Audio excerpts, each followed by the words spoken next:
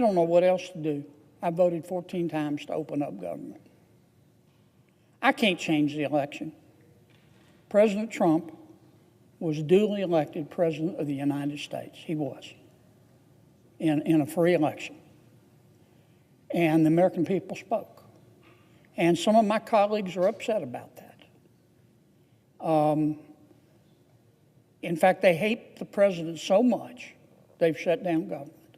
The Senate floor turned into a verbal battlefield after a heated exchange between Senator John Kennedy and Senator Patty Murray. What began as a procedural disagreement quickly escalated into one of the most quotable Senate moments of the year. Kennedy didn't just push back, he delivered a message wrapped in sharp humor and Southern bluntness, leaving the room stunned and the internet buzzing. You either think that we're more important and smarter and more virtuous than the American people, or you don't. And I think we ought to be treated the same. Now, having said that, I said I agreed with what Senator Paul said. I'm just worried his name on the bill is going to get knocked out of the park. So I'm going to put it in my name. Let's do what, it's not Senator Paul's bill, it's Senator Ron Johnson's bill. And what Ron John's, we call him Ron John, I'm sorry, Senator Ron Johnson from the wonderful state of Wisconsin. What Senator Johnson has proposed, that I've voted for repeatedly, says, look, if you're deemed an essential employee right now, you're working but you're not being paid. Senator Johnson's bill says, we're going to pay you. I voted for that. It also says if you're furloughed, if you're deemed to be non-essential, then you're not working, but you will get paid once we come out of this shutdown. Does that make sense? That's what Senator Ron Johnson has proposed. And as I told my good friend Senator Paul, I agree with him. Senator Paul's name is on that bill. It's going to be vetoed 6 ways to Sunday. I'm going to try to put my name on the bill. Maybe it'll get passed, maybe it won't, but I think I have a better chance than Senator Paul. That's just my personal opinion. It's not meant to be personal. So, for that reason, Mr. President,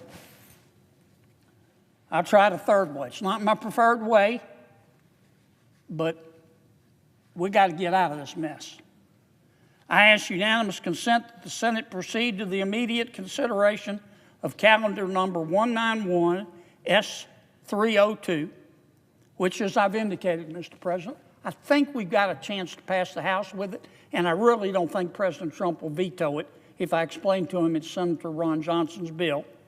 And I further ask that the bill be considered read a third time and passed, and that the motion to reconsider be considered made and laid upon the table. Is there an objection?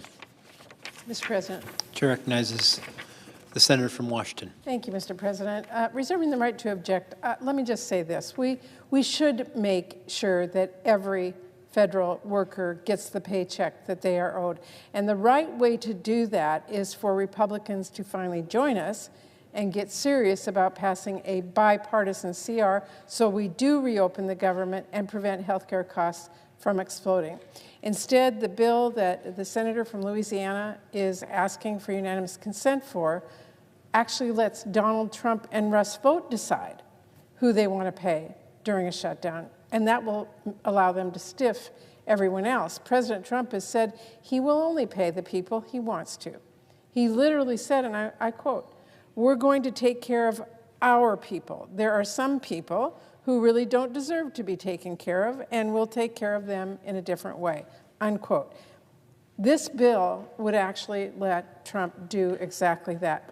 Mr. President, we should make sure all of our workers get paid, not just the workers Trump likes. So the best way to do that is for, of course, Republicans to sit down with us as Democrats, work out a solution to reopen the government. If instead you do as the senator from Louisiana suggests here, then at a minimum, it should cover all employees. And that proposal is out on the table with Senator Van Hollen and Senator Peters. Thank you, Mr. President. For that reason, I object. Objection is heard. Chair recognizes the senator from Louisiana. Mr. President, look, I get it. You know, this is why we're in a shutdown. I just proposed a bill, was my third choice, but it's better than nothing, to say everybody gets paid. And my good friend from Washington State objected. I don't know what else to do. I voted 14 times to open up government. I can't change the election. President Trump was duly elected President of the United States. He was, in a free election. And the American people spoke. And some of my colleagues are upset about that. In fact, they hate the president so much, they've shut down government. In the end, Senator Kennedy stood as one of the few voices in Washington willing to cut through the noise with clarity, honesty, and a sense of duty that rises above political grudges. His message was simple, yet powerful, and it echoed across the Senate chamber. The shutdown is hurting real people, the federal workers, who keep the country running, and while others argued over procedure and party talking points, Kennedy focused on the paycheck those workers desperately need. He reminded the nation that elections have consequences, that President Trump was duly elected by the American people, and that refusing to accept that reality does nothing but extend the suffering of families caught in the middle. Kennedy was not playing games, he was not protecting ego, he was not defending a political tribe.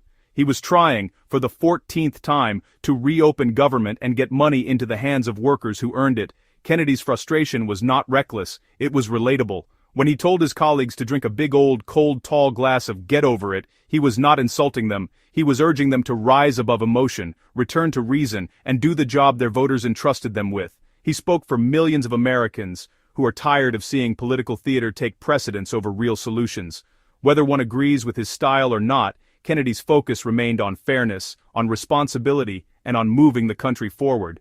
And in a moment where many chose to stall, he chose to try.